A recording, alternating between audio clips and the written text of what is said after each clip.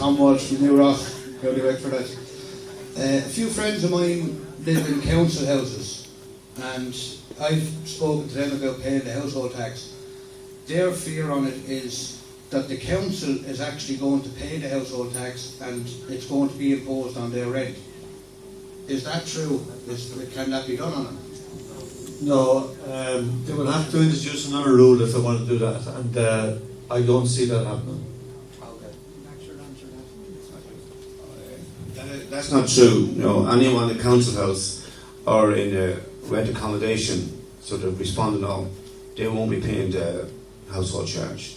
But I want to make it quite clear that I'm a chairman of town council and I'm not paying the household charge. And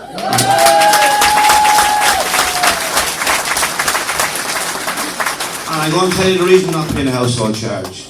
The government is broke, but we didn't cause it. Right? And there's people getting billions of pounds next week, bondholders, ministers, and the government can change the rule to take it out of your wage package and the social welfare, but they can't change the rule to give people bonus of 350,000 a year. Right? And I'm not paying it, and if I have to go to jail, I'll go to jail.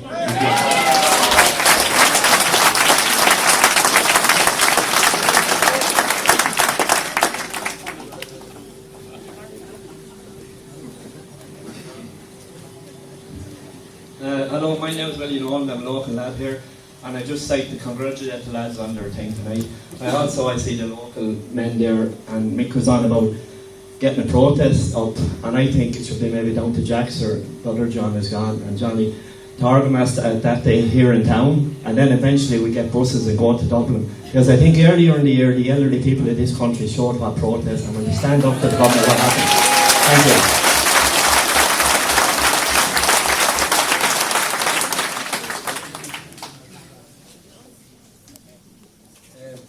Good evening, my name is Paul Clark. I have a couple of points to make. I think Seamus might be able to address them. The first one is, he was saying about ending up in court and saying that they can't send you to jail for not paying a fine, but they can send you to jail for not paying a bill. Don't forget, people have gone to jail for not paying their television licence. Now, the second thing is that the Data Protection Act, which we think protects us from people accessing our data from electricity companies, gas companies, all those utilities. I looked up the Data Protection Act, and it specifically says that if money is owed to the government from the people, then they can access the data that's stored to go after these people for the money that they owe. So I don't know how the household charge is going to be affected in that manner. That's just some of the points for Seamus there that I've, you know, just what you were saying and what I have looked up and what I've researched.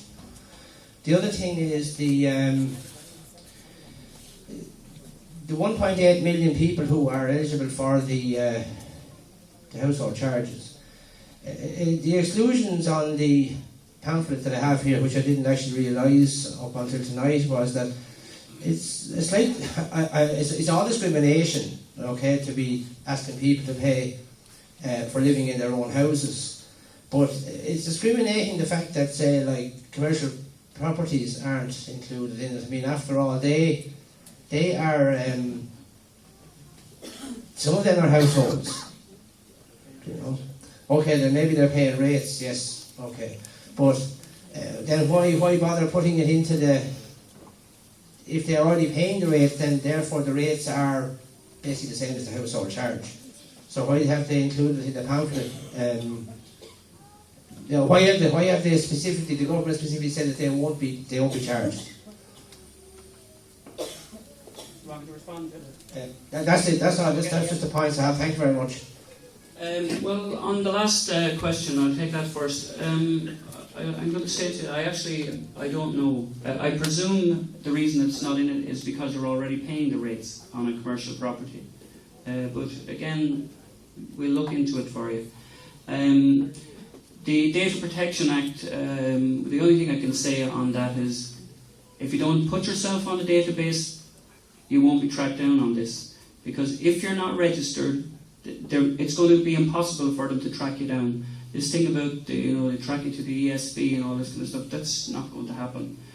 Because They have your sensors. They have the land register. Pardon? They have the land register and they have the sensor phones that went around their house. okay, well, it's not. It's going to be absolutely a logistical nightmare for them to try and track people down. You know, A few buttons on the computer. they haven't got the staff to push the buttons anymore. But okay, just on. Paper today. Pardon? Did you not read the paper today? I read The people who are retiring in February can go back to their jobs and get their pension and a wage. Okay, I think that's only the teachers, and it's because they don't want to. It's not the general worker. Well, I work in the HSC, and I don't think there'll be anybody going back into the HSC. But I think that specifically applies to teachers who they don't want to disrupt children in exam classes. It's wrong. It's wrong. I agree with you. It's wrong. Loads of young teachers, qualified teachers out there that can't get a job should be put in those jobs. They do them just as well. Did everybody hear this one? Because you're making a great point. You know, we're not going to disagree with you. I totally agree 100% with you. That there are a lot of unemployed young teachers out there who could well do with those jobs that they're keeping people in at the end of the year. Mick is going to take just one more thing on the court fines. Now we'll get legal opinion on this. But I think the legislation was recently changed on fines because they just haven't got room in the prisons to put people in. That's why they've come up with the idea of adding interest on the fines. But I think a lot has been spoken about not paying this tax tonight. But there are a huge amount of people who actually can't afford to pay this tax. They don't have that €100 spare to pay this tax. And I think if they haven't got the €100, they're not going to have €1,000 to pay a fine or 2,500 to pay a fine. So again, it's going to make it a nightmare for them to collect this. If you mentioned the figure, there's 1.8 million people eligible to pay this, households eligible to pay this. If 1 million people refuse to pay this, there may be a couple of showcase court appearances. There'll be very few, I would guess. And if 1 million people refuse to pay it, it's going to become uncollectible. It's going to be unworkable, as was pointed out several times. Look at the waiting list for a court case come around for serious criminal crimes at the minute. You could be waiting 2 years to get through the courts for serious crimes. It's just not going to work. They haven't got the manpower in the court system to deal with this. Just to also reply to just a couple of questions. Right, the first one about the commercial stuff. Right, it is because it's already rated, and likewise, there's already water meters on most commercial properties as well. And this is to do with residents, and they've already cut. I mean, the commercial rates didn't disappear, whereas the house rates disappeared in 1978, and now they're bringing them back. And this is really just another, it's a rate on a house. That's what a house tax is, right? With regard to the point about whether you can be traced or not if you don't register, right? Listen, of course you'll eventually be traced, right? It'd be completely unfair to tell you that, oh, you're safe not to pay. If you're not going to pay, of course you take risks. And what's going to happen to you afterwards? We don't know, right? You are taking a risk by standing up for yourself. Because even if we look at what rules and regulations are there at the moment, they could come along and change the rules and regulations so that they could do something different with you. I mean, it would be disingenuous of us to tell you, you'll be grand, or they won't catch you. That's not true, right? I'm telling you, every one of you will be taking responsibility for yourselves if you decide not to pay. I'd encourage you to do it, but you've got to be strong about it. And it's likewise, are you going to get big fines? Well, we don't know, right? And there's no point in us telling the people that everything will be grand, because listen, you are sticking your neck out by not paying, and you're standing up for yourself, and how the government deal with it remains to be seen. So, yeah.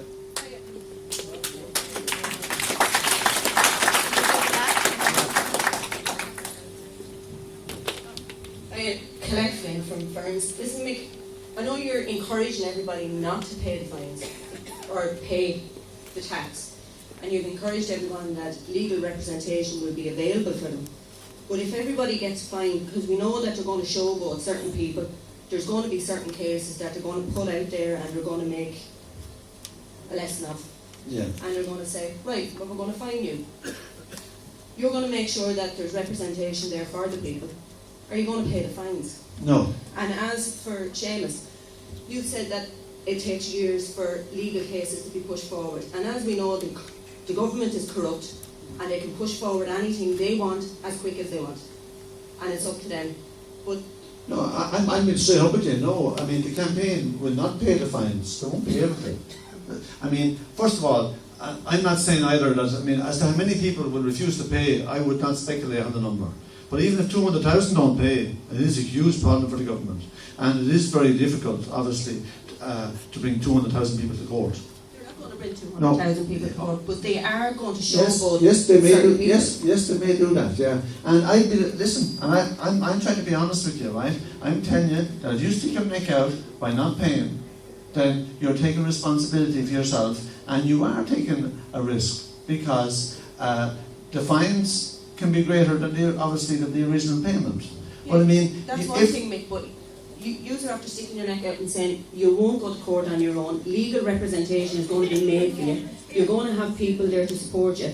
But yet, at the end of the day, the people that are going to be showboating in court, how are they going to pay the fines? You may be paying the legal representation, but they're going to be sticking their necks out because... oh yes, and I think that's something you've got to take on board and consider before you make a But maybe decision. you should too. Yeah, Like, but I mean, if you're saying you're going to pay legal representation, or the campaign is going to pay legal representation, Yeah. the people that are going to be showboated and made an example of should be assured that, well, no, you're not going to have to pay the fines because, listen, we have said we are going to help you legal representation-wise, and fines that there's going to be got. Okay, right. I mean, so then, just supposing.